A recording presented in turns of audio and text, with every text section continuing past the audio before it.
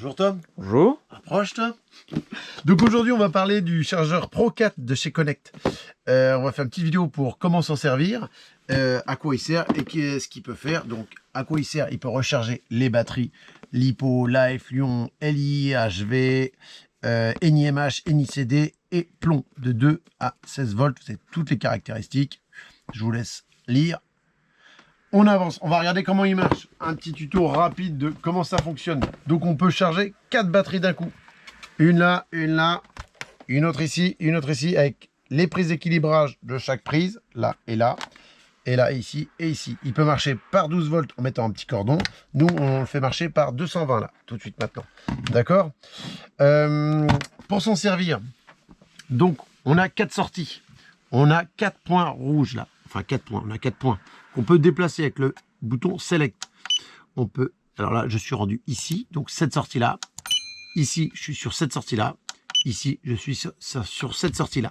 On peut charger du LiPo là, du NiMH là, du NiCd là et du plomb là. On choisit, c'est chaque sortie différente et dissociée. On peut mettre des ampérages différents et des voltages différents. D'accord?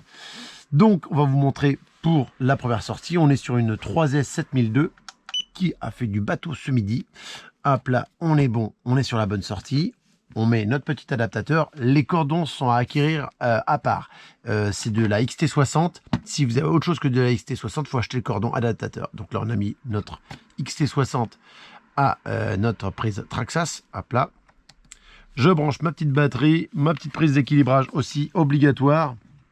Il existe des rallonges si c'est un peu compliqué, si vous trouvez ça trop juste, ça peut être pas mal. On va baisser ça comme ça. Donc là, on m'a préparé le terrain, c'est cool. J'appuie une fois sur Start, ça va se mettre à clignoter. Donc je peux choisir l'ampérage en faisant plus ou moins. C'est une 7002, donc je vais mettre 7002. Je valide. Il me propose après le voltage, donc je peux faire varier. Donc vous avez du 4. 3, 2, 1S, même pas. Alors nous, c'est du 3S, on va mettre 3S. On aurait pu faire varier aussi cette variante. Donc là, c'est LiPo balance. On peut mettre donc pour le stockage, pour le charger rapidement et balance. On va choisir plutôt balance. D'accord? On aurait pu changer de type de batterie. Donc pour changer le type, on appuie sur stop et on fait tourner LiPo, Lion, Life, plomb, NiMH, NiCd. On va reprendre notre batterie LiPo, si je la retrouve. Hop là. Je valide LiPo. Je suis revenu à mes caractéristiques. Donc, tout est bien réglé cette fois-ci. J'appuie 2 secondes sur Entrée jusqu'à temps qu'il bip. Lui, voilà. Il check, il vérifie. Il me confirme que c'est bien une 3 éléments. Donc, 3 rentrants, 3 sorties. Confirmé. Je valide. Et donc, là, c'est parti. Ici, nous allons retrouver le nombre d'éléments, 3S. 1 ampère 5, c'est la charge, donc c'est monté à 7,1 parce qu'on lui a demandé 7,2 d'ailleurs. Bon, il se met à ventiler d'ailleurs. 11 volts, c'est la tension. Le temps de charge, 20 secondes. Et là, c'est le nombre de milliampères qu'il a mis. Si j'appuie sur plus, je vais avoir élément par élément. 370, 370 et 369. C'est l'équilibrage des éléments. Donc, il est plutôt correct. Tout ça, c'est pas mal. Maintenant, on va passer sur la deuxième sortie. Donc, on va appuyer sur Channel. On va changer. Donc, il continue à charger l'autre. Et on va aller sur celle-ci. Tiens, ça me paraît bien. Non, on va prendre celle-ci. Celle-ci? Celle du bas. Ouais. Celle du bas? Allez hop. Tom m'avait tout préparé. Je triche. Donc, je branche mon cordon. Là, on est sur une 6007 en 14 volts 8. C'est un petit trou. Incroyable. Gentil, tu vas brancher les bonnes polarités du bon côté. Ça serait pas mal. Tac.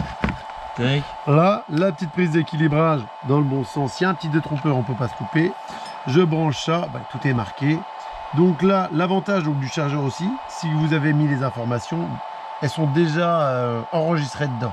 Donc vous le débranchez, vous rebranchez, c'est déjà mis. Donc là, vu qu'il a tout préparé, je pourrais faire ça direct. J'attends 2 secondes. Il me dit 4 éléments, ouais, c'est bien ça. Je valide une seule fois et c'est parti. Donc là, pareil, on va retrouver notre calibre de charge. Donc on a mis 7,2 là-bas. Donc là, on charge une 14,8, donc la tension est plus élevée. Il est à 1 ampère, ça va réguler, ça va monter petit à petit. Donc là, avec 1 ampère, il faut attendre un petit peu, parce qu'il équilibre un petit peu au départ. Ça met un peu de temps, c'est des chargeurs qui sont intelligents. et il force pas la batterie si elle peut pas les prendre. Donc du coup il va réguler pour pas faire de surcharge, pour pas endommager la batterie, pour pas endommager le chargeur non plus. Donc il est monté à 5,9 mais il est redescendu. Il se débrouille. Elle est certainement chargée tout simplement, donc du coup il va aller assez lentement. 16, ouais, parce que déjà si elle a 16 volts, ça m'a l'air pas mal. On peut vérifier en faisant ça. Bah oui, on est déjà à 4, 4 et 4, ce qui est pas mal. Ça doit être une batterie qui doit être à 80% de charge déjà, ça. Je l'avais mis avant. Tu l'as... Oui, Ah c'est oui, possible. j'ai mis avant. Mais c'est sûr. Ah oui, bah oui. Bah, j'espère que ça vous aura aidé. On vous dit à bientôt.